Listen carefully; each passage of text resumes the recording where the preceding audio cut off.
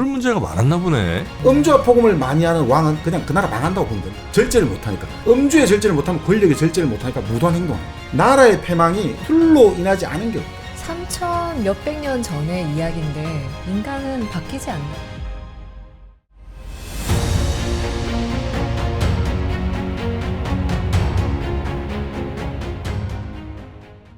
일생 동안 당신이 반드시 읽어야 될 100권의 책 일당 100. 오늘도 정말 좋은 책 여러분께 한 권 소개해드리겠습니다. 반갑습니다. 정프로고요. 네, 정광입니다. 네, 이지선입니다. 네, 저희가 매주 한 권씩 혹은 뭐 한두 권씩 이렇게 소개를 좀 해드리고 있는데 오늘은 꽤 옛날로 좀 올라가는 것 같습니다. 네, 오늘 소개해드릴 책은 우리 사서삼경 네, 많이 들어보셨는데 삼경하면 보통 시경, 서경, 역경 이렇게 하지 않습니까? 네, 시경도 말씀을 많이 들어봤고 또 역경도 주역 뭐 우리가 한 번씩 다뤄봤죠.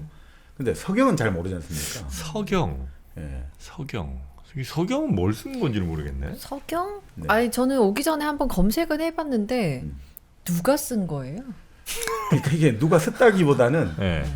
본래 이제 전설상에 뭐 왕조가 있잖아요. 요순 임금 할 때, 그러니까 요 임금 순임금부터 시작해가지고 그 다음에 하나라, 그 다음에 일어난 게 은나라, 상나라라고 하죠. 은나라, 상나라. 네. 그 다음에 주나라인데 네. 요 이제 역대 왕조의 조정의 공식 문서들 있지 않습니까? 예. 문서들 중에서 이제 편찬을 했다. 그래서 보통 시경, 서경, 역경은 대부분 이제 여러 사람들, 여러 이제 성인들의 이 손길을 탔는데 결국 마지막 편찬자는 대부분 다 공자로 이렇게 공자님이 이제 결국 나중에 다 이게 편찬해가 기록했다. 마지막에 이제 편집 작업을 했다. 그렇게 할 때 이제 바로 서경이죠. 이게 보통 상서라고도 불리는데, 네. 그러니까 상이라는 거는 우리 보통 숭상할 때 상자 있지 않습니까? 나를 숭상했다. 네. 뭐 이런 상자인데, 그 뜻이 이제 이 책이 워낙 귀하니까 요걸 좀 높여 부르는 의미도 있고, 또 상에 그 양자오라는 대만의 저술가가 낸 책을 보면 이 상에 아주 오래라는 뜻이 있다는 거예요. 아주 오래된. 그러니까 이거는 상서하면 아주 오래된 책이다. 뭐 이렇게 말하는 분도 있어요. 네. 그만큼 이게 이제 오래됐다는 거죠. 그래서 공자만 해도 우리가 지금 거의 2,500년 전 사람인데, 그보다 더 오래된. 그러니까 그 옛날부터 전해져 내려오던 자료들을 공자가 이제 마지막 편집을 했다. 뭐 이런 식으로 보이는데, 예. 그러면 그 이전에 예를 들어 요순 임금하면 뭐 우리가 어떻게 까마득 하잖아요. 네. 그러니까 이걸 뭐 어디까지가 역사고 어디까지가 전설이고 신화인지 이게 좀 구분은 애매합니다만 어떻든 바로 그렇게 오랫동안 장구한 역사를 다루고 있기 때문에 실제로 이 서경을 동량의 바이블이다 이렇게 봅니다.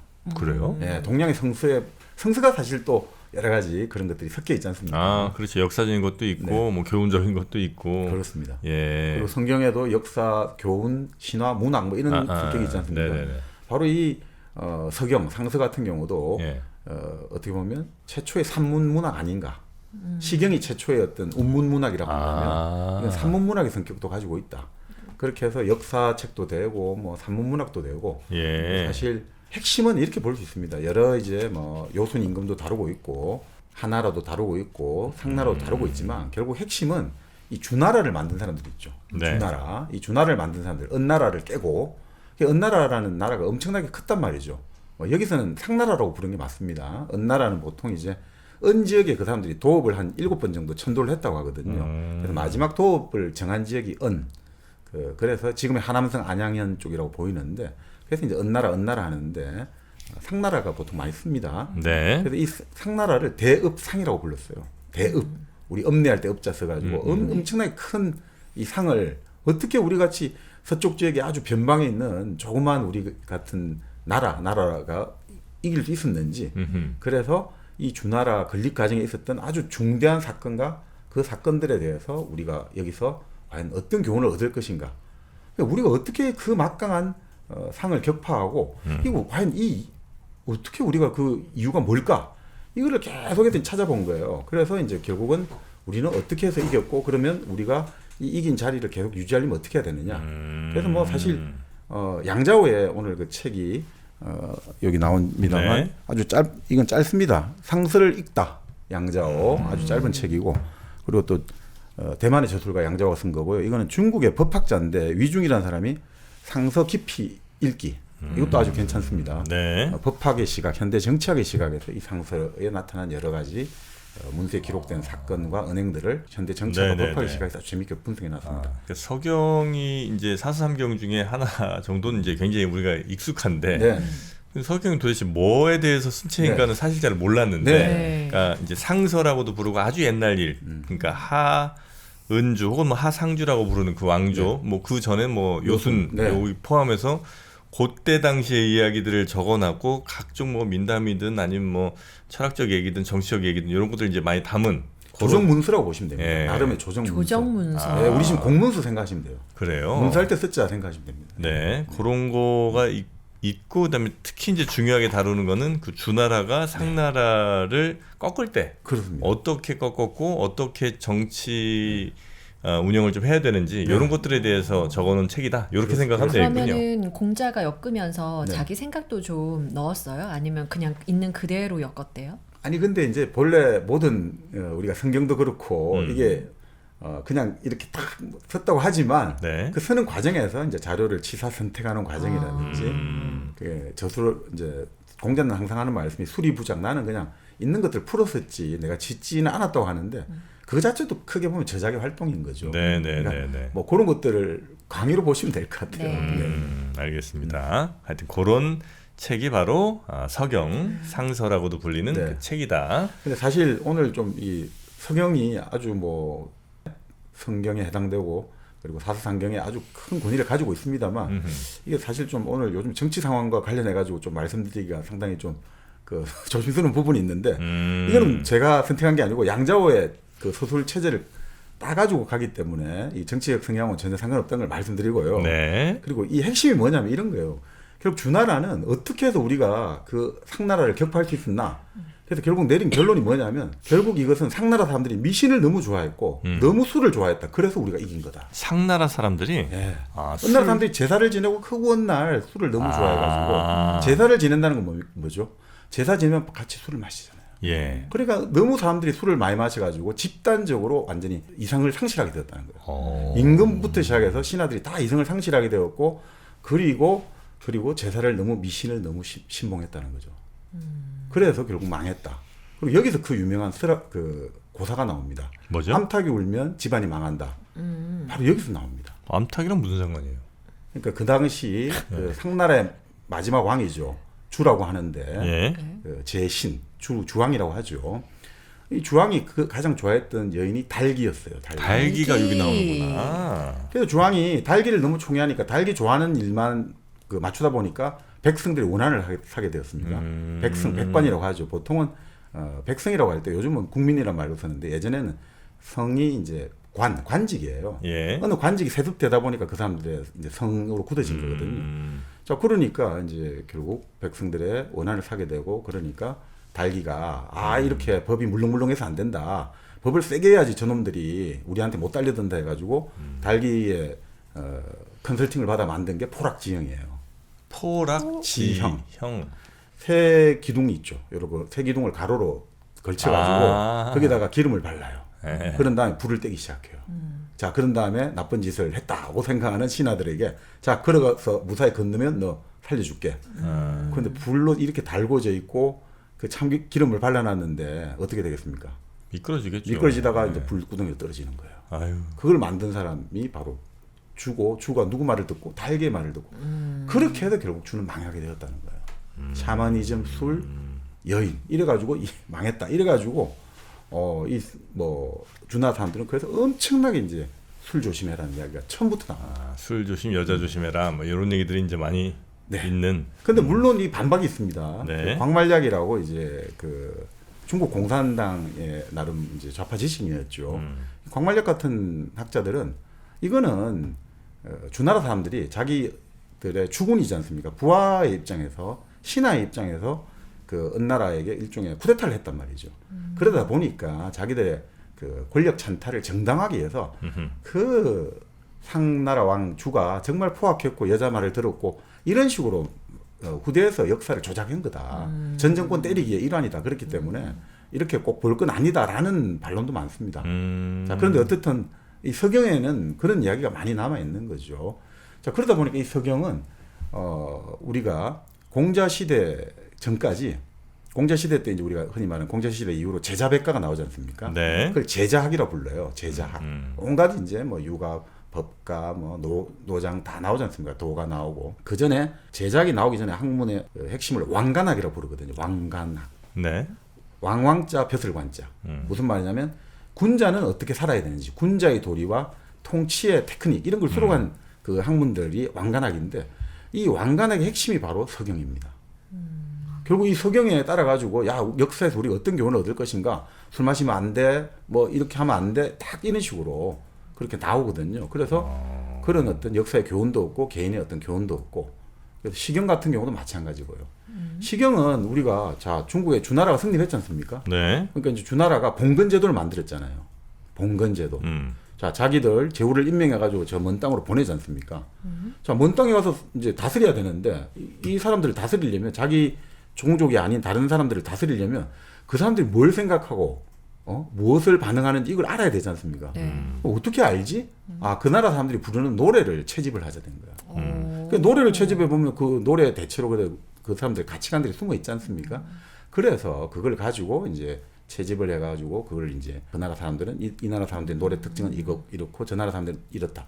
그렇게 해서 결국 너희들이 관리로 부임할 때는 통치의 이런 어떤 기법을 이걸 여기서 테크닉을 체득해야 된다.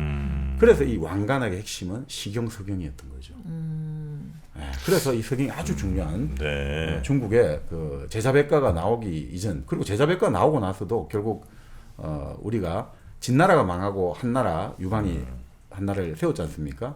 그리고 한무제 때 이제 유교를 완전히 유교가 된 거죠. 완전히 네, 이제 네. 공식 이데올로기로 숭상하다 보니까 그때부터 서라고 부르다가 보통 시경 서경 안 하고 시, 서 이렇게 부르다가 성인의 말씀이다. 이걸 경자를 붙인 거예요.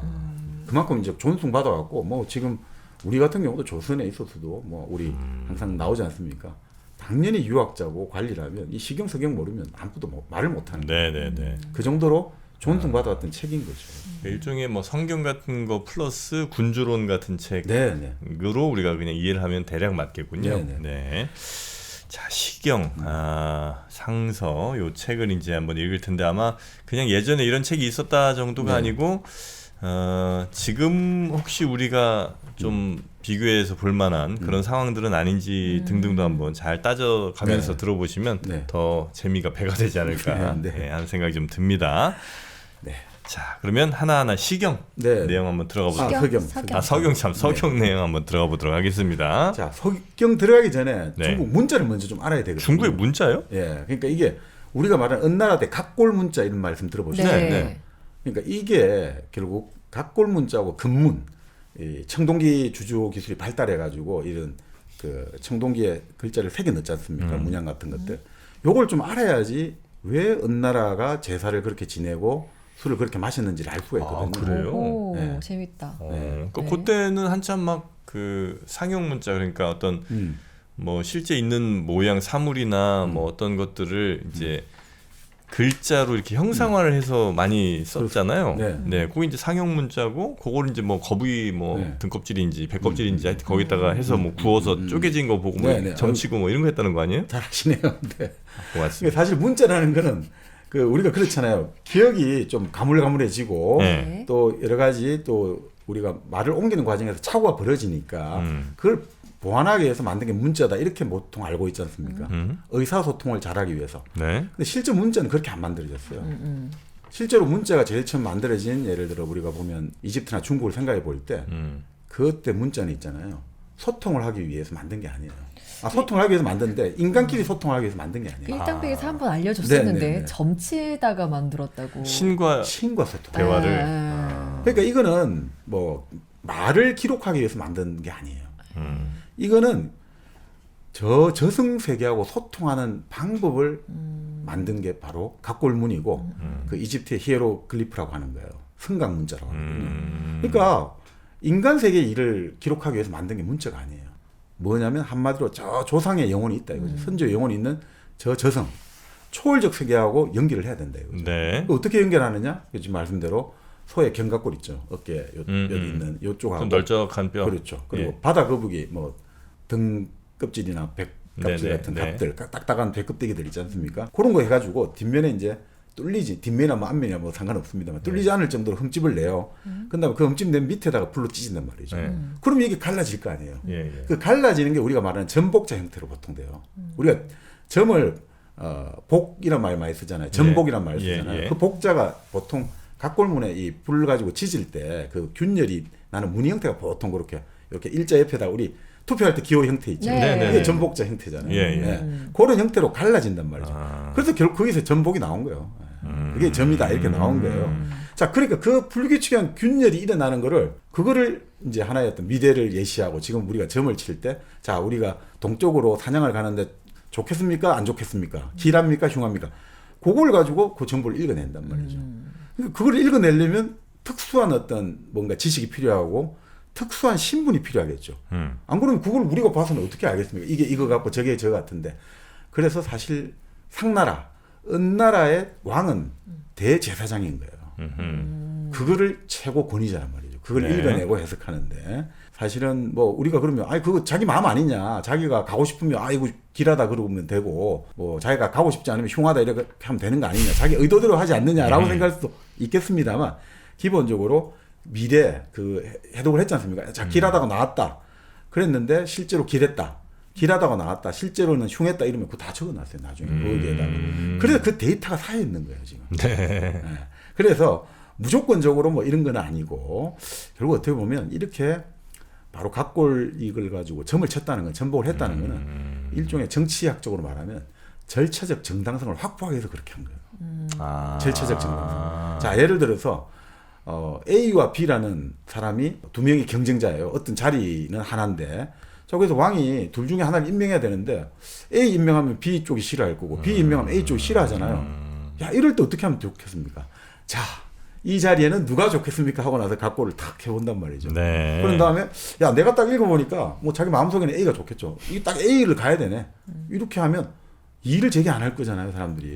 근데 그냥 A를 해버리면 어떻게 되겠습니까? 이야, 이래 되거든요. 그러니까 이걸 통해 가지고 사실은 좀 절차적 정당성을 확보하기 위해서 정치적으로 아주 합리적인 거예요, 사실은. 근데 요즘은 좀 너무 샤머니즘이 많아서 큰일이지만 그 예전에는 나름의 그 하나의 어떤 합리적인 근거가 있었다. 네, 그러니까 요즘 같으면 이제 그 정당성을 뭐 투표라든지 어디 뭐 무슨 회의를 통해서 결론을 도출한다든지 이렇게 이제 많이 하는데 예전에는 마땅히 뭐 그럴 만한 제도나 뭐 시스템이 없다 보니까 이건 하늘의 뜻이다. 그렇습니다. 뭐 우리 하나님이 아니면 어디에 신이 이런 뜻을 보여줬으니 우리는 이렇게 가야 된다라고 그 명분을 주는 거고 거기에는 이제 불만을 가지기 좀 애매하니까 그렇죠. 그렇게 갔다는 거죠. 그러니까 사실 예전 사람들이 제사를 아주 중요시했지 않습니까? 왕들도 이 제사를 지내잖아요. 우리 조선 국왕도 다 제가 있단 말이죠. 어떤 의식을 지낸단 말이죠. 그 제사가 왜 중요하느냐? 아니 우리 보기에는 지금의 잣대로 보면 저 왜 저렇게 근거도 없고 미신 아니냐고 하는데 당시 봉건 그리고 왕권 시대에서 제사는 요즘에 투표와 같은 거예요. 절차적 정당성 확보하는 거예요. 내가 권력을 휘두르는 정당성이 하늘에 있다는 것들. 네. 그래서 나만이 할 수 있다는 거. 그러니까 지금 현대사회 투표가 아주 중요하지 않습니까? 네. 그거하고 똑같은 겁니다. 그러니까 이제 그렇게 이제 그 정도로 그 역할을 하고 있었다. 현대사회 투표라든지 그런 역할을 그 당시 이런 어떤 점을 친다든지 제사를 친다든지 하고 있었다는 거죠. 그러니까 왕의 지위와 권력이 어디서 나오냐 이거죠. 은나라 때 뭐 그 이후로도 마찬가지 하늘을 끌고 옵니다만 결국 이 은나라 사람들은 이 전복을 통해서 각골 문자를 해독하고 이러면서 내가 저 다른 세계에 있는 저승에 있는 조상과 소통할 수 있고 내가 그 통제할 수 있는 거죠. 거기서 힘이 나온단 말이죠. 네네. 어떻게 나와? 이 전복을 통해 갖고 이 조상의 메시지가 나오고 각골 문자, 이 문자라는 것은 그 메시지를 기록하는 거지 인간 세계의 소통이 아닌 거죠. 그런데 재미있는 게 이렇게 각골문도 있었습니다만 금문도 있었거든요. 금문은 뭐죠? 세금자, 불을 문자. 바로 우리 청동기에다 그 문자 새겨놨잖아요. 금승문 하지 않습니까? 돌에 새기는 것처럼. 자, 상나라 사람들, 은나라 사람들은 청동기 주조 기술도 좋았거든요. 청동기에다가 이제 이 청동기 거기다 명문을 쓰는 거예요. 우리 좌우명할 때 명문 새긴단 말이죠. 글을 새겨 넣는단 말이죠. 그때 이 상나라 사람들은 애초부터 문자가 인간끼리 소통하는 게 아니잖아요. 그러니까 거기에 새기는 것들이 하나의 문자라기보다 일종의 가문의 문장, 엠블럼 같은 거예요. 그러다 보니까 막 그 짐승의 형태를 띠기도 하고 아주 추상적이긴 합니다만 진정한 문자는 아니었거든요. 근데 주나라 사람들이 이제 어떻게 됐느냐면 가만히 보니까 결국은 상나라 사람들도 저렇게 외부 하늘에서 뭔가 힘을 끌어와 가지고 우리가 네. 통치를 한다. 우리의 통치의 정당성, 특권성 이런 거를 옹호하니까 야 우리도 좀 저런 걸 활용해야겠다. 그래가지고 우리도 이제 그 투쟁에서 좀 더 우리의 정당성이 커지지 않겠나. 이렇게 하면서 이 사람들이 주목한 게 각골문보다 근문을 주목했던 거예요. 뭐냐면 이런 거죠. 가만히 보니까 주나라 사람들 입장에서 이 청동기는 시간이 아무리 흘러도 파괴가 안 된다는 거예요. 변하지 않는다는 거예요. 네. 세니까. 그러니까 이 사람들은 이 청동기에 그러면 뭔가를 새겨 넣자가 된 거예요. 문자. 단순하게 조상을 부르는 게 아니라 거기서 주나라 사람들이 만든 청동기에 나오는 근문은 이런 게 나와요. 자자손손 영보용 이런 식으로 나와요. 자자손손 영보용. 자자손손 내 후손이 영원히 대대로 영원히 보관해가지고 사용해라는 이런 식으로. 그러니까 뭔가 이게 뭡니까? 이제는 이 문자를 여기 새겨가지고 이건 아무도 몰라 이게 아니라 내가 지금 말이야 정말 내 살아보면서 너무너무 이 삶에서 살아가는 지혜랄까 이 내 교훈이 있는데 이걸 내 후손에게 남겨주고 싶어. 내 삶의 비결을. 그래서 요걸 탁 새겨놓으니까 근문을 새겨놓으니까 이거 안 변하네? 이거 자자손손에게 전달해 줄 수 있겠구나. 그래서 이거 봐라 말은 자꾸 오해도 불러오고 또 사람들한테 전달이 힘든데 사라지니까 청동에다가 글을 탁 새겨 넣으니까 이거 영원히 안 변하구나. 그러면 지금 우리 주나라를 만든 이 주문왕과 이 주나라의 완전히 대업을 이룩한 문왕과 무왕과 주공과 이 성현들의 이 위대한 업적과 이 위대한 말과 행동을 우리가 기록해가지고 남기겠다. 기록으로 성격이 변하기 시작한 거예요. 이제 조상하고 소통하는 수단에서 기록으로 변하기 시작하는 거죠. 말 그대로 은나라 사람들은 조상하고 소통하는 뭔가 2차원하고 소통하는 거죠. 다른 차원하고 소통하는 건데 이제 현실 세계로 돌아오기 시작한 거예요. 이 주나라 사람들이 귀신과 제사와 저승이 아니라 현세에서 인간의 인본주의로 확 바뀌어버린 거예요. 그래서 이 근문, 각골문에서 신비하고 초월적인 정보를 담다가 이제는 의미를 고정시켜야겠다. 그리고 이 의미를 전승해야겠다. 정보가 그래서 변하지 않는다는 거죠. 네네네. 이 정보는 변하지 않구나. 인간은 변하지만 인간은 지금 내가 살고 죽고 하지만 정보를 한번 딱 해주면 나는 영원히 살 수 있구나. 중국 사람들이 가장 만드는 게 역사입니다. 그래서 인도에서는 윤회를 하지 않습니까? 끊임없이 돌고 그리고 서양에서 기독교 마지막엔 심판을 받으리라 하지만 중국은 역사를 만든 거예요. 가보를 만들어내고 우리가 역사책을 만들어내면 이거에 기록되면 청사의 길이 빛나리라. 중국 사람들은 불멸의 의미를 역사, 가문, 가보에 두기 시작하는 거죠. 바로 이 문자에 두기 시작하는 거죠. 그래서 이건 뭐 사람들이 아무리 죽고 어떻게 되더라도 500년, 1000년 지나도 영원히 남을 것이다. 네. 시간의 흐름에 정하는 방식이 기독교는 마지막에 신의 구원이 있을 것이다. 네. 인도에서는 윤회가 있을 것이고 해탈이 있을 것이다 했는데 중국에서는 시간의 흐름에 정하는 방식, 기록을 하자. 이 위대한 조생을 기록하면 이 사람은 영원히 살아남지 않느냐 이거죠. 그럼 우리는 영원하게 된다는 거예요. 그거 한번 우리나라 와서 그 공개된 적 있었잖아요. 본 적 있어요? 아니, 중국의 없어요. 그 근문 그거 이렇게 우리나라에 와서 그게 한 3000년 아마 이상 된 것으로 알려졌는데 거기 새겨진 글자 보니까 뭐지 소은 양소인가 이렇게 써 있어요. 그게 이제 소백지향 홍삼, 그다음에 은하수 사과, 양배추 스틱, 소선당 한우. 앞 글자가 이렇게 네 글자 써 있더라고요. 3천 몇 년 전부터. 대단하다. 놀랍더라. 진짜 놀랍다. 네. 그때부터 좋았나 봐. 와, 그 건강에 대한 그런 거는 뭐 주나라 때나 상나라 때나 다 있었겠죠. 그럼요. 네. 대한민국이나 마찬가지입니다. 네, 맞습니다. 건강해야죠. 네.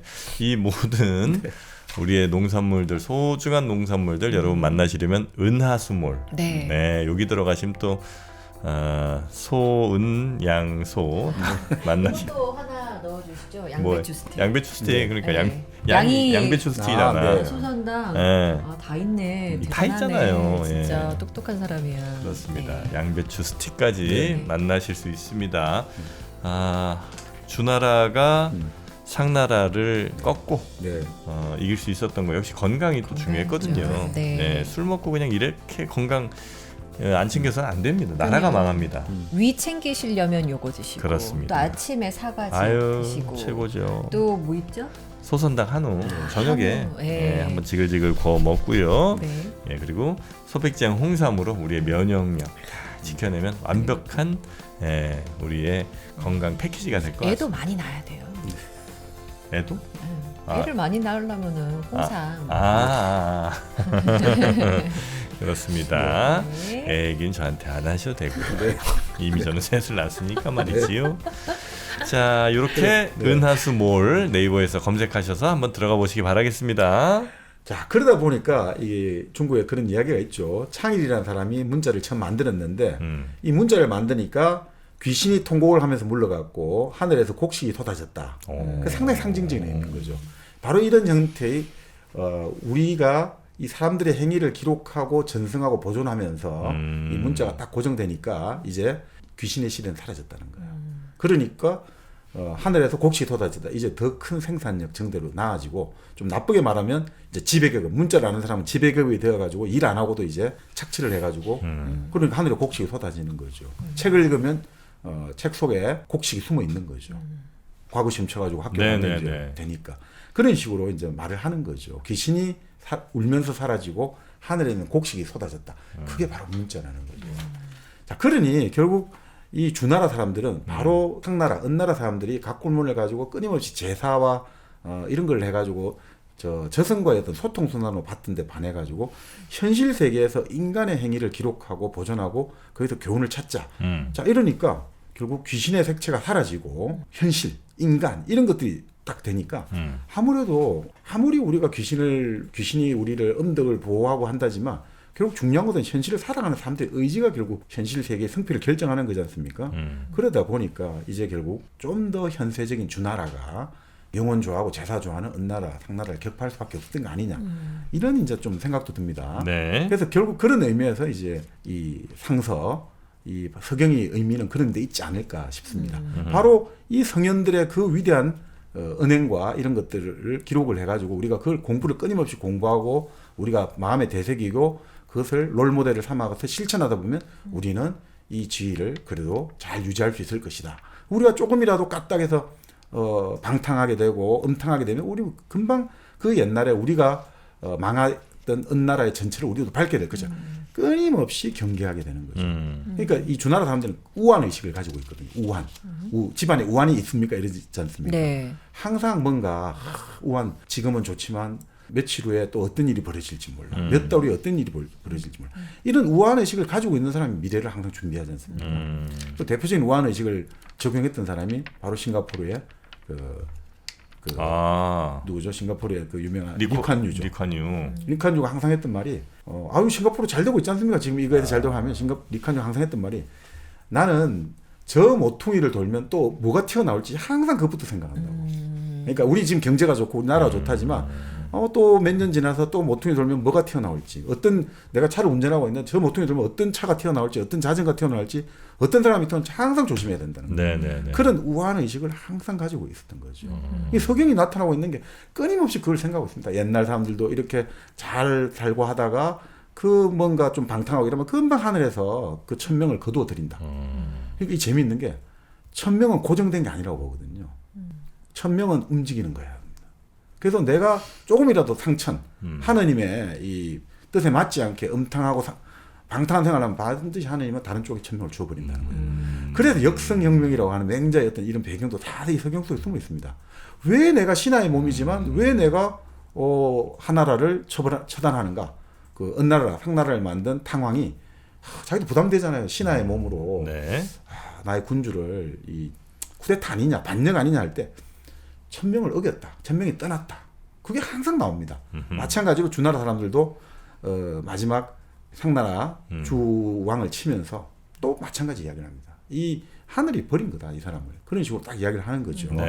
자, 그래서 이 책이 아주 많이 또 읽히고 했습니다만, 근데 이제 전국시대 말기쯤 되면 이제 막 아주 춘추 전국시대 이제 복잡해지지 않습니까? 시경은 그나마 실용적 가치가 있거든요. 자, 막 사람들이 싸움도 많이 하지만 외교도 많이 하잖아요. 외교할 때 직설법으로 말하기보다는 시경에 나온 시 한 수를 다 읊어가면서 우리가 그러면 내 마음을 전달하고 그러면 서로 대화하기 좋지 않습니까? 일상 대화도 있고 시경의 그 문구 한두 절을 다 암송을 하면 좀 있어 보이잖아요. 네. 그러니까 시경은 뭐 좀 실용적인 목적에서 많이 사람들이 읽었는데 이 서경 같은 경우는 이제 좀 전국 시대 말기가 되면 사람들이 좀 많이 이제 안 보게 됐다고도 하죠. 그러다 보니까 중요하지만 조금 이제 중요도가 어떻게 보면 떨어졌다라고도 돼 있어요. 근데 어떻든 뭐 공자가 편집했고 그 권위가 있었는데 이게 진나라 시대가 됐지 않습니까? 네. 자, 이제 춘추전국 시대를 종식한 진시황. 네. 딱 진시황이 딱 이제 새로운 세상을 만들고 싶었죠. 그죠? 지금까지의 과거는 무조건 단절한다는 거예요. 그래서 이 사람은 새로운 칭호를 그러면 왕도 있으면 안 된다 이거죠. 그래서 만든 게 황제라는 걸 만들었죠. 뭔가 하여튼 나는 전대미문의 것을 만들고 싶어 이런 거죠. 그래서 예전에는 주나라 왕이 죽고 나면 시호를 내리거든요. 네. 우리도 세종 임금이 살았을 때 세종이 아니에요, 그죠? 세종 임금이 죽고 나서 이제 후대 왕과 신하들이 우리 세종 임금은 학문을 좋아하고 여러 가지 문물 제도를 정비했으니까 우리 세종이라고 씁시다. 네. 또 뭐 문종 임금도 거래에 좀 가까우니까 문종이라고 씁시다. 이런 식으로 닦고 그 사람의 업적과 관계해가지고 이렇게 시호를 정하거든요. 진시황이 가만히 보니까 이거 너무 건방지다는 거예요. 자기들이 뭔데, 저까지 것들이 뭔데 왜 나에 대해서 자기들이 평가를 해? 나는 너희들의 평가를 거부해. 그래서 만든 게 시호를 거부하고 자기는 뭐죠? 시황인 거예요, 황제. 시작인 거예요. 자기 이전에 아무것도 없었고 자기로부터 시작된다. 시황이에요. 시작할 시작. 이 사람 정말 스킬 크죠. 자기 이전에 아무도 없어. 나가 이제 시작이고 그 다음에 시호 이런 거 쓰지 마. 쓰면 절대 안 돼. 그래서 그 다음부터는 2세, 3세 쓴 거예요. 넘버링을 한 거예요. 호에 자기 아들 호해 황제가 아니고 2세예요, 2세. 어디 감히 신하 같은 놈들이 나의 이름을 정하려 하느냐? 너네들은 그럴 자격 없다. 그래서 이제 나 스스로 정하는 거고, 내가 황제고, 그 다음에 시입니다. 시작. 예, 그 다음에 그 밑으로는 2세, 3세 이렇게 쭉 이어지는 것일 뿐. 그래야지 무한하게 계승된다는 거죠. 꼴랑 30년을 못 갔습니다. 이게 참 신기한 거죠. 네. 자, 그러면서 이 사람이 어떻든 그러니까 모든 거를 다 뒤집기 시도를 하는 거죠. 그러니까 모든 정권이 그렇습니다만 어떻든 진제국이 천하를 통일하기 전에는 주나라지 않습니까? 이름만 남은 껍데기를 하더라도 그러니까 주나라의 모든 제도를 뒤집기 시작을 하는 거예요. 그래서 도량령도 그게 통일되는 거죠. 도량령 통일하고 문자도 그때 처음 통일되는 겁니다. 그전에 문자가 여러 개 있었는데 바로 진나라 때 소전이라 해서 이게 딱 통일되는 거예요. 그러니까 이 대단한 업적입니다. 그때부터 이제 이 하나로 지금 우리가 이집트의 문명이 있고 그 인더스 문명이 있고 그리고 여러 또 문명이 있지 않습니까? 4대 문명이 있지만 네. 메소포타미아도 있습니다만 문명의 지금 그 초창기부터 시작해서 그 기록이 여전히 소통되는 데는 중국밖에 없습니다. 그 한자를 가지고. 그런가요? 네, 그 한자의 어떤 형태 몇천 년간 계속. 그게 다 단절이 됐구나. 네, 다른 데는 다 단절돼 버렸죠. 그러네요. 한자라는 게 물론 다른 사람들이 배우기 좀 너무 어렵기도 하고 아마 비효율적인 측면도 분명히 있긴 하지만 그게 고대부터 쭉 이어져서 그대로 물론 이제 새로운 글자가 많이 만들어지긴 했었어도 계속 이렇게 이어지는 문자는 한자가 거의 유일하군요. 그렇죠. 근데 바로 이 시황 때 그 소전이라는 딱 그 문자가 이제 표준이 되면서 그때부터 이게 결국은 그 많은 것들이 통일이 되니까 쫙 이제 그 수많은 보물과 같은 그 중국 역사의 여러 가지 그 기록들이 이제 소전이라는 걸 통해서 더 많은 사람들이 연구를 하고 의미를 부여하고 하면서 어마어마하게 풍부한 지적 재산이 돼버린 거죠. 그러니까 진시황의 업적이 큰 겁니다, 사실은. 네. 자, 그래서 이 진시황이 근데 어떤 일을 다 추진하는데 제일 싫어했던 게 뭐냐면 이런 말이에요. 예전에는 그렇게 하지 않았습니다. 이 말을 너무너무 싫어하는 거예요. 예전에는 그렇게 하지 않았습니다. 예전 왕들은 이렇게 하지 않았습니다. 이게 너무너무 싫은 거예요. 이거를 하는 놈들은 반개혁 세력이다 이거죠. 그래서 어떻게 하냐. 이놈들이 가만히 보니까 옛날 말을 하면서 그러니까 결국 주나라의 가치나 원칙, 주나라의 이념을 계속 끌어온다 이거죠. 과거의 사례를 인용해갖고 현재 상황을 자꾸 비판을 하네.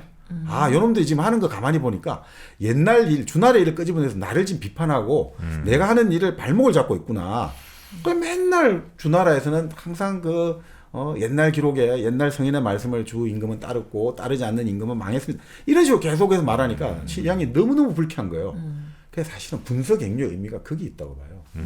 분석행료하면 우리가 진시황이 아주 포악해가지고 다 죽였다고 하는데 아주 그래서 그 당시 문서를 다 불태우는 바람에 기록이 단절됐다 이런 이야기 하는데 사실은 그 당시 정성 이사하고 진시황이 분설을 하긴 했어요. 분설을 하긴 했는데 그걸 다 없앴다는 게 아니라 그 관련되는 책들을 다 그 황제의 궁정 서고에는 다 기록을 보관을 해놓은 거예요. 그 나머지 이제 민간의 기록들을 다 이제 없애버린 거였거든요.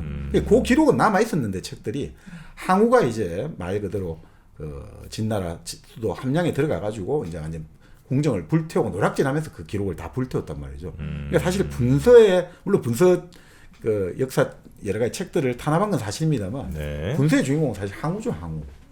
진시황이 아니고 사실은. 그러니까 어떻든 그래서 분서를 했던 이유는 결국 그 책들을 아예 다 없앤 게 아니고 정부가 다 가지고 간단 말이죠.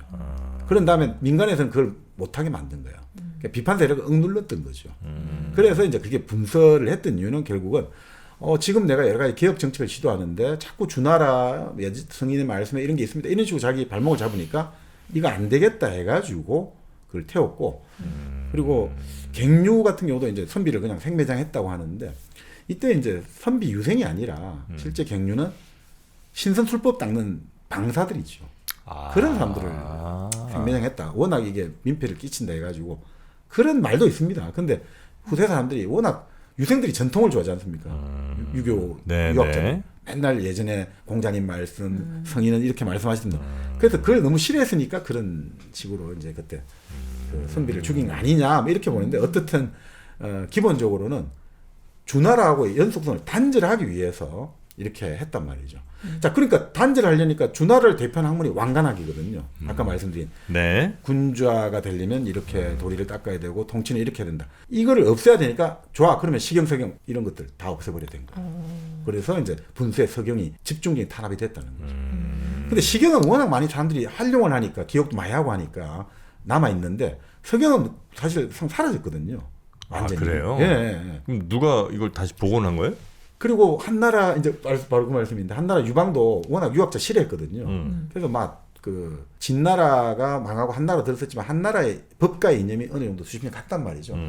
그래서 이제 결국 시간이 좀 지나고 몇십 년 지나서 한나라 이제 무죄가 되면서 이제 본격적으로 유학은 숭상이 되기 시작했고, 그다음에 그 몇십 년 이제 그 유방이 죽고 이제 그 몇 달가 지날 때 한 몇십 년 지나가지고 한 유생이 이제 예전 책 이제 읽어도 된다 해가지고 그때 자기가 피난 나갈 때 벽 속에 이제 서경 몇 편을 숨겨놨는데 그 벽을 뜯어보니까 서경이 남아 있어가지고 강의를 했단 말이에요. 근데 그게 조정에 소문이 들어가고 야 거기 가가지고 그 서경 그 책 가지고 와 했거든요. 네. 근데 그 서경을 딱 펼쳐보니까 아까 문자가 다르다 했잖아요. 네.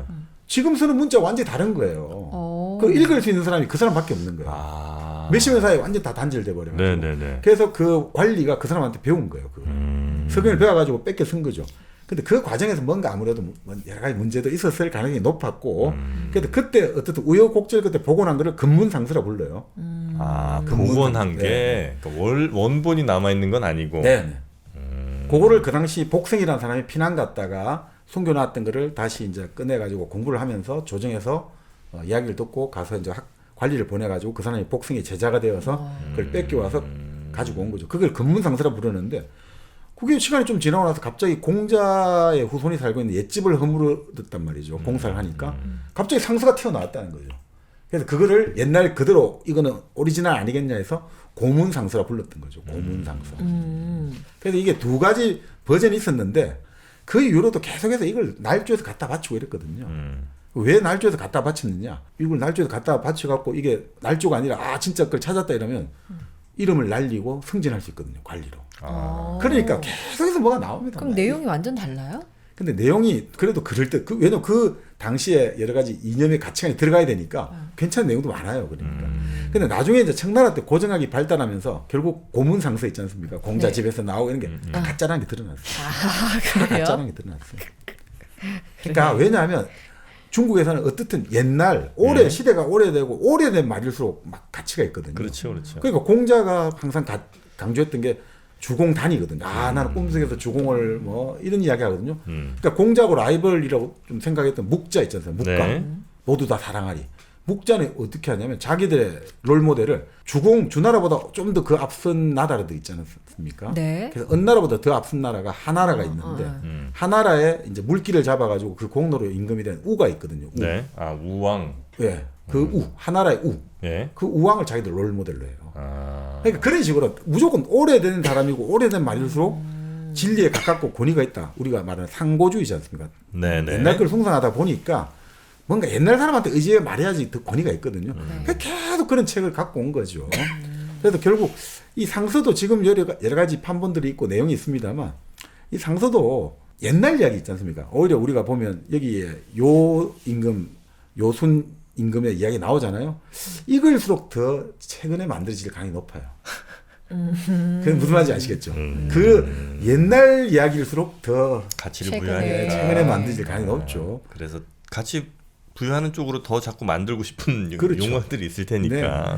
그러니까 사실은 이 상서를 읽으려면 어떻게 읽어야 되느냐. 그래서 거꾸로 읽는 게 좋다라는 게 보이는 거죠. 왜냐하면 원래 순서는 이제 예를 들어서 우서, 하서, 상서, 주서 이렇게 돼 있거든요. 네. 주서는 이제 주나라 조정의 그 문건들.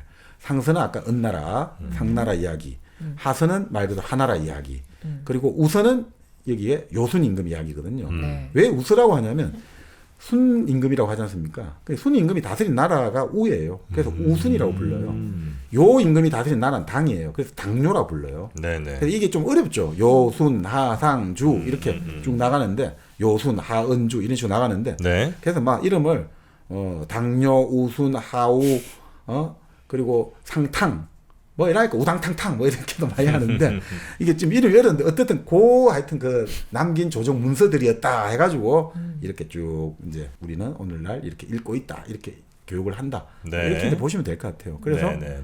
오히려 바로 상서부터 들어가자 이제 이렇게 들어가는 거죠. 네. 근데 요즘 이제 워낙 뭐 문서 분석이라든지 네. 여러 과학적 기법들이 많다 보니까 여기 이제 진짜 예전에부터 있던 건지 아니면 네. 좀 뒤에 사람들이 윤색을 한 건지 이런 것들은 좀 가능할 것 같은데. 청나라 때 벌써 다 가능했습니다. 아, 청나라 때 그래요? 고정학으로 바로 다 깨버렸습니다. 아 그래요? 네, 그러니까 그 우리가 말하는 문헌 교차 분석이라든지 문헌 비평 이걸 가지고 얼마든지 요즘은 되거든요. 그러니까. 네. 네. 그런 이제 아주 옛날 거일수록 조금 더 네. 최신에 만들었을 가능성이 높은 그렇습니다. 예. 네, 요 책의 내용들 한번 읽어보도록 하겠습니다. 일단 이 책이 어떻게 만들어질지 뭘 다루고 있고 네. 뭐 이런 것들에 대해서는 이제 충분히 이해가 좀 이해가 되셨을까요? 완벽하게 됐습니다. 완벽하게 됐어? 네. 아, 큰일 났네. 왜요? 40분 만에 벌써 이렇게 다 완벽한 이해가 됐어요? 네. 이제 내용에 들어가면 될 것 네. 같은데. 내용 들어가면 되죠. 네. 네, 내용 들어갈 때는 항상 여러분도 옆에 커피 한 잔 놔두고 맞습니다. 예, 본격적으로 한번 들어가시면 되겠습니다. 이게 그 아르테미스 한 개. 아, 또 탄 타셨네. 건데 예. 향이 너무 좋아요, 진짜. 한 개 탄 거예요, 두 개 탄 거예요? 한 개요. 한 개도 이렇게 진하게 나와요? 근데 저는 한 개 탄 게 향이 더 좋고 아, 어때요? 안 되고 먹었어. 어때요? 한 개도 좋다 근데. 너무 좋죠. 500ml 한 개 이 정도예요? 네. 좀 놀랬거든요. 오. 진짜 정말 맛있고요. 이렇게 또 예쁘게 포장되어 가지고 나옵니다. 1kg 커피. 네, 이건 이제 드립백이고 요거는 찬물에 바로 이렇게 녹여 먹는 아르테미스. 아르테미스죠. 네, 아르테미스도 분말 한번 커피. 해볼까요? 네, 좋습니다. 진짜 정말 너무 예쁘게 나오는데 이렇게 아르테미스 네. 하나씩. 아, 500ml 하나만 타도 아메리카노 정도의 보통 맛이 나오네요. 너무 향이 좋아요. 야, 가격에서도 그럼 뭐 너무 경쟁력 있는데. 네. 자, 하여튼 옛 현인들도 네. 아마 이 커피가 있었다면 또 훨씬 더 네. 좋은 학문들이 많이 좀 나왔을 것 같은데, 네, 하여튼 그건 좀 아쉽습니다. 자, 아르테미스 그리고 우리 드립백까지 1kg 커피와 늘 함께 하시면 좋겠습니다. 네이버에서 1kg 커피 검색하시면 되겠습니다. 네. 자, 네. 그러면 그 내용으로 한번 네, 가볼까요? 자, 그 상서에 이제 그 하위 범주의 주서. 네. 자, 우리 상서 서경에 우서, 하서, 상서, 주서가 있는데 그 중에 가장 이제 후대가 주서죠. 그 주서에 여러 항목이 있습니다만 주고라는 항목이 있습니다. 고. 고? 술을 경계하다. 아. 술주자 경계할 고자. 아. 술을 경계하다. 그때 술 문제가 많았나 보네. 네. 옛날에 뭐 이렇게 술이 많았을까 싶긴 한데 그때도 벌써 그러니까 술을 그만큼 많이 먹었다는 거는 농사를 꽤 지었다는 거고, 예. 그죠? 그리고 술을 마셨다는 거는 사실은 이렇게 보시면 되거든요. 이게 경제 문제하고 긴밀히 관련된 예. 거예요. 살만했다는 거죠. 그 살만할 수도 있고 이 술을 많이 마신다는 건 낭비가 심했다는 소리거든요. 무슨 말이냐면 같은 양의 쌀이 있습니다. 영조가 했던 말인데 우리 조선 임금 영조가 네. 술을 되게 싫어했거든요. 술을 많이 마시지 말라고 하면서 같은 양의 쌀이 있으면 그 쌀로 가지고 밥을 지으면 100명이 배불리 먹을 수 있다. 근데 그 양의 쌀로 떡을 만들면 10명이 먹을 수 있다. 배불리. 술을 만들면 한 명밖에 배불리 못 마신다. 그러니까 술을 많이 마신다는 건 그만큼 백성들이 굶주린다는 소리예요. 그러니까 군주가 술을 많이 마시면 이거 엄청나게 백성들을 괴롭힌다는 소리예요. 그럼 그 당시에 엄청난 사치품이었겠네요. 그렇습니다. 그래서 이 술을 함부로 많이 마신다는 거는 요즘 좀 뭐라고 할까? 완전히 요즘에 돈을 펑펑 쓰는 거하고 똑같다. 이런 거죠. 네. 자원 낭비라는 거죠. 그래서 술을 경계한다는데 이게 왕왈대에 있어 갖고 이거는 주무왕이 동생 강숙 자기 이제 무왕이 동생이 여럿이 있는데 동생 강숙을 이제 위나라에 제후로 봉하면서 자 너 이제 위나라로 떠나는데 위나라에는 옛날 망했던 은나라 사람들이 살고 있거든요. 그 나라 사람들 다스려야 될 때 내가 주는 말이다 이거죠. 네. 그래서 핵심이 주고 술을 경계한다는 뜻이에요. 근데 이거를 또 그래서 사실은 주무왕이 한 말이 아니라 무왕의 동생 주공이 있거든. 주공단. 이 사람이 아주 뛰어난 사람이죠. 왜냐하면 네. 형이 죽었는데 자기가 바로 그 자리를 차지하지 않고 조카를 잘 키워가지고 조카에게 왕위를 아주 아름답게 양위를 해주고 정말 성인 아니냐 이거죠. 자기가 왕하면 되는데 네. 수양대군하고 다르다 이거죠. 수양대군 단종을 죽였는데 그래서 주공을 엄청나게 이제 공자는 롤모델 완벽한 인간으로 보거든요. 주공이 말 그대로 그 동생 아까 지금 말씀한 그 강숙에게 야 너 이제 위나라 갔는데 내가 이제 좀 여러 가지 조언 하나 해줄게 이렇게 했다고도 하고 뭐 어쨌든 그렇습니다. 네. 자, 이 위나라가 어떤 나라냐면 옛날 상나라에 옛날 도읍 조가라는 데가 있는 데거든요. 조가가 옛날 상나라의 마지막 도읍이라고 해요. 네. 요즘 뭐 은어라고도 하는데 그 은어 옆에 있었다고도 해요. 은허. 그 은어라고 하잖아요. 각골문 네네네네. 보통 그 지역이에요. 그 지역 막 근처라고 다들 나옵니다만 자 거기가 있으니까 이거 옛날 바로 만국의 수도가 있는 핵심 지역이다. 그러니까 너 그 와서 그 나라 사람 다스릴 때 너 조심해야 되는 것들 어떻게 해야 되는지 내가 알려주면 된 거죠. 자 그러니까 이렇게 딱 첫 마디가 이렇게 나와요. 왕께서 말씀하셨다. 그러니까 왕이 주무왕이냐 주공이냐 틀이 많습니다만 너는 가서 위나라의 중대한 명을 밝혀라 이렇게 명령형으로 나와요. 위나라의 중대한 명을 밝혀라. 위나라에 가서 중대한 명을 밝혀라. 그 명이 뭐냐? 봉해져가지고 제후로 왔다라는 걸 딱 가서 선언해라 이거죠. 아 이제 내가 왕이라는 걸 가서 확실히 그렇죠. 얘기해라. 네, 그렇죠. 예. 자 그러면서 그런 이야기를 핵심이 돌아가신 문왕 이 주나라 이 당시에 권력 집단 있죠. 이제 새로운 은나라를 격파하고 딱 자기들이 이제 천하를 장악했지 않습니까? 네. 이 사람들은 가장 자기들을 묶는 핵심 매개체가 돌아가신 아버지 문왕이에요. 네. 이 문왕의 말을 완전히 금가옥조처럼 떠받들거든요. 네. 그 아버지 문왕은 사실 천하를 통일한 건 아니에요. 천하를 통일한 것은 문왕의 아들 무왕하고 또 무왕의 동생들 바로 이 지금 주공 그리고 여러 가지 강숙 뭐 이런 소공석 이런 사람들 이런 형제들이 이제 아버지가 이제 형제끼리 도와가지고 네. 은나라를 멸망시켰지만 네. 그 사람들의 정신적 지주는 항상 돌아가신 아버지란 말이죠. 그 아버지 문왕께서는 아침 저녁으로 이렇게 말씀하셨다. 제사 때만 술을 마셔라. 제사 때만 술을 마셔라. 그리고 술을 마실 때도 우리 덕으로 술을 받들어 가지고 마시되 절대 취하면 안 된다. 취하는 일이 없도록 하라. 항상 그렇게 말합니다. 우리의 돌아가신 아버지는 그렇게 항상 덕스러우셨기 때문에 우리 형제들이 모양을 받들어 가지고 우리가 결국 은나라를 격파하지 않았느냐. 우리 아버지가 항상 했던 말이 뭐냐. 제사 때만 술을 마셔라. 그리고 술을 마실 때도 절대 취하는 법이 있으면 안 된다. 그 아버지의 말을 하시지 않으셨냐. 그러면서 항상 우리에게 경계했던 게 뭐냐. 하늘이 천명을 내려가지고 우리 백성에게 처음 술을 만들게 했는데 네. 오직 큰 제사를 위해서만 술을 만들었다 이거죠. 평소에 그냥 흥청망청 마시고 절대 술을 만든 게 아니라 큰 제사. 근데 왜 제사 때 그렇게 술을 바쳐야 됐었어요? 제일 제사. 귀한 거니까. 아 제일 귀해서. 그럼. 네.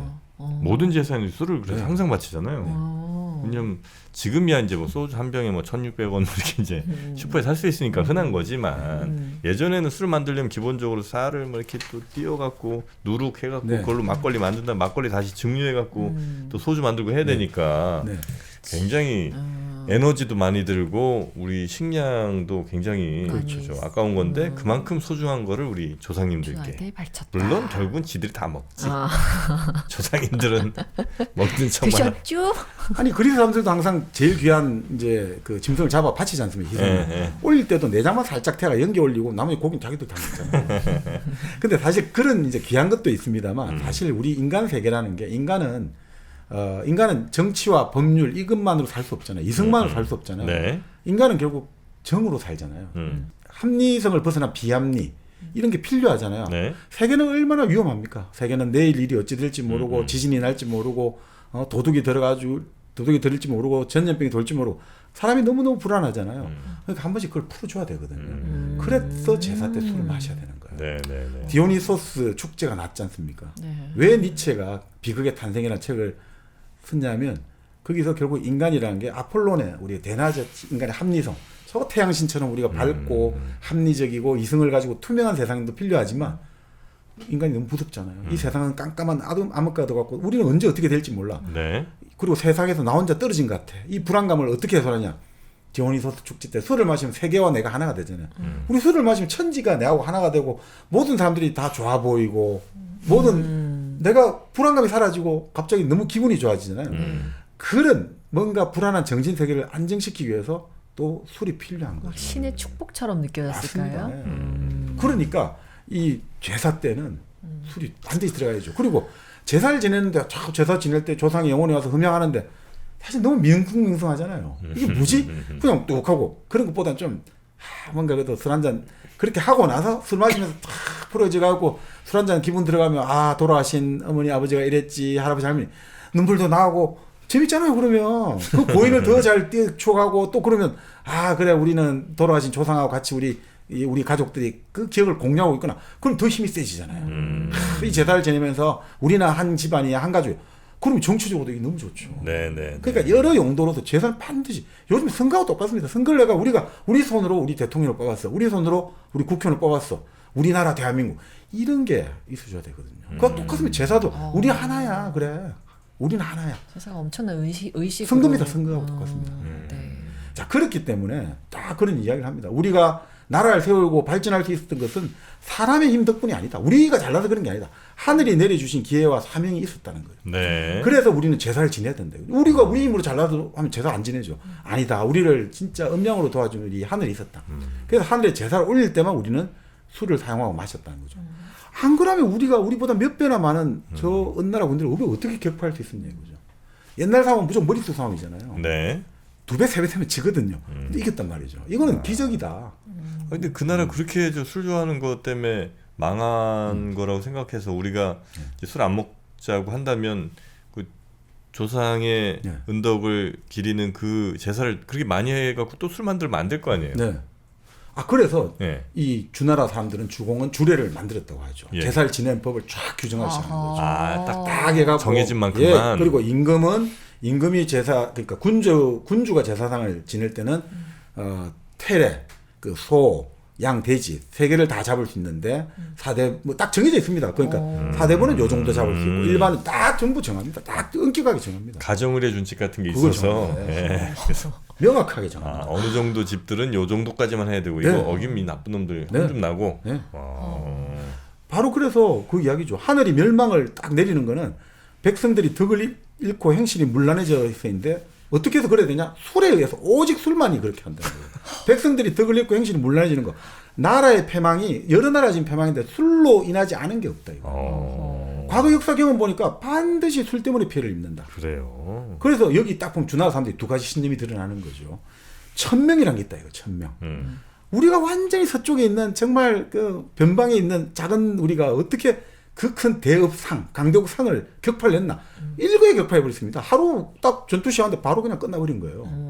그날 바로 가가지고 바로 투도에 들어가니까 바로 은왕 주가 옷을 입고 그냥 불구덩이에 뛰들어가 죽어버리고 그래요? 달기에 목을 대가지고 탁 올리고 그냥 몇 시간 만에 끝나버렸다는 거예요. 이 큰 전 어떻게 우리가 이길 수 있냐 이거죠. 그거는 반드시 하늘이 도왔다. 그게 뭐냐? 천명이 있다는 거죠. 우리는 초월적인 하늘의 의지가 우리 뒷배가 되어줬다는 거죠. 그래서 하늘은 사람이 통제하고 좌우할 수 있는 존재가 있다. 이 위대한 하늘을 그 기독교와 똑같죠. 하나님을 우리가 열심히 선행을 우리가 쌓으면 하나님이 우리 나를 구원해 줄까 이런 거 없거든요. 신교에서는 그런 게 존재하지 않습니다. 구원은 다 예정돼 있는 거예요. 똑같은 겁니다. 우리 인간은 우리가 하늘을 움직일 수 없어. 그 대신 어떻게 하냐? 덕을 잃어버리지 않도록 행실이 문란하지 않도록 우리는 항상 조심해야 된다는 거죠. 그래야 천명을 지키는 거다 이제. 이 은나라 상나라 사람들 처음에는 임금이 백성을 돌보면서 아주 천명을 유지 잘했는데 결국 이 마지막 임금 주에 와가지고 개판이 돼버렸다 이거.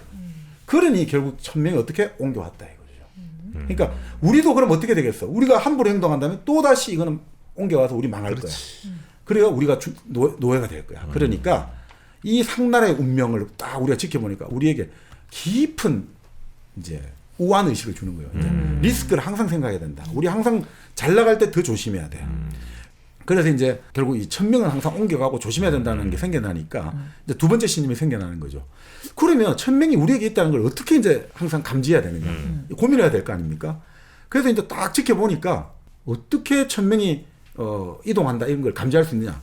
자기들이 상나라 멸망을 쫙 한번 케이스 스터디로 공부를 해보니까 결국은 술에 탐닉해서 이성을 잃고 갖가지 악행을 저지르는 게 치악이더라는 거예요. 그래서 음주와 폭음이야말로 본래 천명을 갖고 있던 민족이나 나라가 하늘의 버림을 받아 천명을 잃었음을 알려주는 징조가 된다는 거예요. 음주와 폭음을 많이 하는 왕은 그냥 그 나라 망한다고 보면 된다는 거예요. 절제를 못하니까. 음주에 절제를 못하면 권력에 절제를 못하니까 무도한 행동을 한다는 거예요. 그 자기 스스로를 파괴한다는 거죠. 네. 자, 그러니까 이게 칼뱅의 조화의 정서랑 비슷한 거예요. 칼뱅의 조화의 정서처럼.